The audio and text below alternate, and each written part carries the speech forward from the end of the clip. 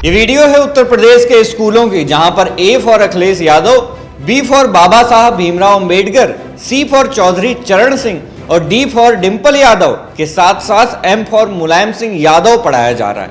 आइए आपको बताते हैं कि पूरा मामला क्या है। ये विवाद है योगी सरकार के स्कूल मर्जर के फैसले को लेकर समाजवादी पार्टी के विरोध का। यूपी की योगी सरकार ने फैसला लिया है कि जिन सरकारी प्राइमरी स्कूलों में 50 से कम बच्चे पढ़ते हैं, उन स्कूलों को बंद करके उन स्कूल के बच्चों को पास के दूसरे स्कूलों में भेजा जाएगा, यानी छोटे स्कूलों को बड़े स्कूलों में मिला दिया जाएगा। सरकार का कहना है कि ऐसा करने से पैसे और संसाधनों की बचत होगी और बच्चों को बेहतर सुविधाएं मिलेंगी। लेकिन दोस्तों, इस फैसले ने यूपी में हंगामा मचा दिया है। खासकर समाजवादी पार्टी ने इसका जोरदार विरोध किया। उनका कहना है कि यह फैसला गरीब और गांव के बच्चों की पढ़ाई छीनने वाला है। इसीलिए विरोध करने के लिए समाजवादी पार्टी ने योगी सरकार के इस फैसले के खिलाफ एक अनोखा कदम उठाया। और मैं आर फॉर रमन पढ़ाऊंगा, एन फॉर न्यूज पढ़ाऊंगा। आपको लगता है कि ये अच्छा प्रयास है? नहीं, देखिए, सवाल ये है कि पाठशाला बंद क्यों? आप शिक्षा को क्यों छीन रहे हैं? शिक्षा का अधिकार का कानून है कि आपको शिक्षा मिलेगी, और फिर ये तय है कि आपके घर के पास हो स्कूल। आप बच्चों को कहाँ भेजना चाहते हैं? इस दिल्ली शहर में संस्कृति स्कूल में कोई एडमिशन नहीं करा सकता। उस समय समाजवादी सरकार में मैंने संस्कृति स्कूल लखनऊ में खुलवाया। लखनऊ में स्कूल बनने के बाद कुछ दिन चलाया, और उसके बाद इस बीजेपी की सरकार ने वो संस्कृति स्कूल बंद कर दिया। क्या आप कल्पना कर सकते हो आप? और फिर जो पढ़ाई के क्षेत्र में बदलाव शुरू हुए थे समाजवादी सरकार में, सब बंद कर दिया। शिक्षा पे इन्हें ध्यान नहीं है। इन्हें ध्यान है कि वोट कहाँ पड़ेगा। ये तमाम स्कूल वो बंद किए जहां पर बूथ बनते थे और समाजवादी पार्टी जीतती थी। ये पॉलिटिकल डिसीजन है। आप विकसित भारत कैसे बना पाओगे अनपढ़ों के साथ? जो पढ़े लिखे नहीं होंगे, विकसित भारत बना दोगे? विश्व गुरु का यही है कि आप पढ़ाई छीन लो गरीबों से। इसमें सब पीडीए के लोगों के साथ भेदभाव हो रहा है। इसीलिए पीडीए पाठशाला चल रही है। मैं बधाई देना चाहता हूँ जो भी कार्यकर्ता हैं, कम से कम ए फॉर सीख तो रहे कुछ। अखिलेश यादव ने कहा कि अगर सरकार स्कूल बंद करेगी तो समाजवादी पार्टी गांव-गांव जाकर बच्चों को पढ़ाएगी। इसीलिए उन्होंने पीडीए पाठशाला की शुरुआत की, जिसका मतलब है पिछड़ा, दलित, अल्पसंख्यक पाठशाला। जिन स्कूलों को योगी सरकार ने बंद कर दिया है, उन स्कूलों में समाजवादी पार्टी के कार्यकर्ता जाकर पढ़ाई करवा रहे हैं। लेकिन यहाँ पर एक ट्विस्ट है।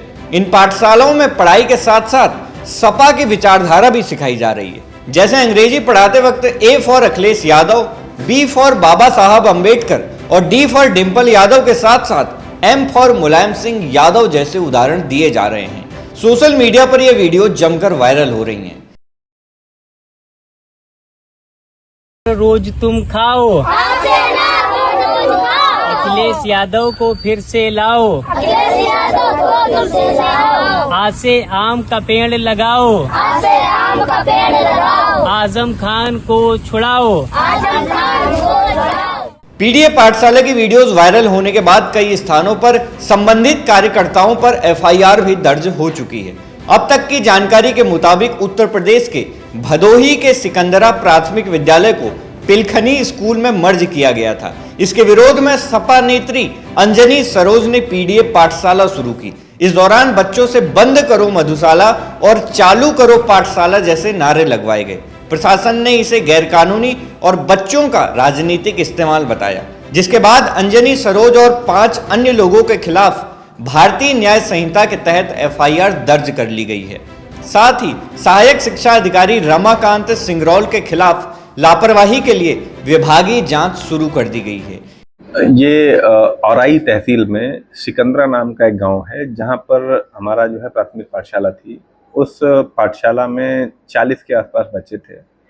तो उसको जो है बच्चों की पढ़ाई लिखाई अच्छे से हो सके और जो है एक ही जगह पर टीचर भी उपलब्ध हों और बच्चों को भी जो है अच्छी सुविधा मिल सके, इसके लिए जो बच्चों के अभिभावक हैं, जो पेरेंट्स हैं, उनकी जो है सहमति लेकर के वो सम्मेलन कराया गया था। तो वो विद्यालय हमारा इस समय खाली था। उसमें जो है वर्तमान में आंगनबाड़ी संचालित थी और भविष्य में जो है वहाँ पर लाइब्रेरी की सुविधा जो है दिए जाने के लिए हम लोगों का की व्यवस्था है, उसका कार्य किया जाना था। विद्यालय अच्छी कंडीशन में है।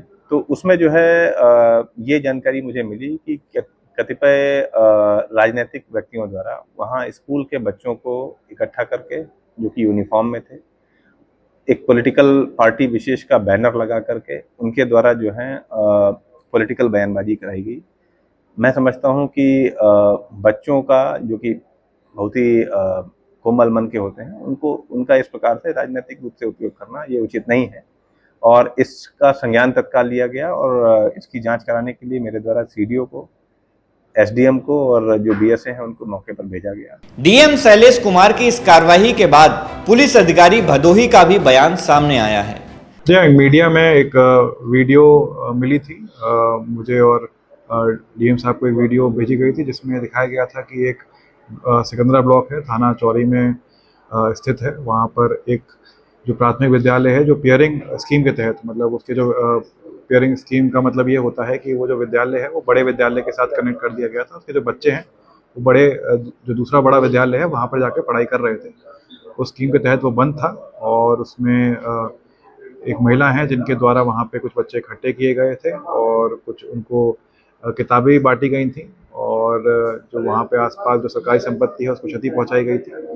तो जब बीएसए की तहरीर पर उस पर एक मुकदमा पंजीकृत कराया गया है थाना चौरी में और उसके आगे जो भी इसमें तथ्य प्रकाश में आएंगे और जो भी वीडियो में दिख रहा है उसी के अनुसार इस पर कार्रवाई की जाएगी। स्कूल यूनिफॉर्म में भी बच्चे इस तरह की आरोप शिकायत में और कुछ? जी हाँ, ये प्राथमिक ये पता चला है कि जो आसपास के स्कूल के बच्चे पढ़ के आ रहे थे, छुट्टी जब उनकी हुई थी तो उनको वहाँ पे एक मंशा के साथ इकट्ठा किया गया था और उनको विद्यालय में एंटर कराया गया था। अब सवाल ये है कि पहले ही भारत में साक्षरता दर काफी नीचे है। यूनिसेफ की एक रिपोर्ट कहती है कि भारत में 6 से 14 साल के करीब 6% बच्चे स्कूल नहीं जाते और यूपी में ये संख्या और ज्यादा हो सकती है। ऐसे में स्कूल मर्जर का ये फैसला क्या सच में एक सही फैसला साबित होगा या इसकी वजह से उत्तर प्रदेश के गरीब बच्चों का भविष्य अंधेरे में जा सकता है? मैं हूं उमेश द्विवेदी और आप देख रहे थे सरकारी मंथन। नमस्कार।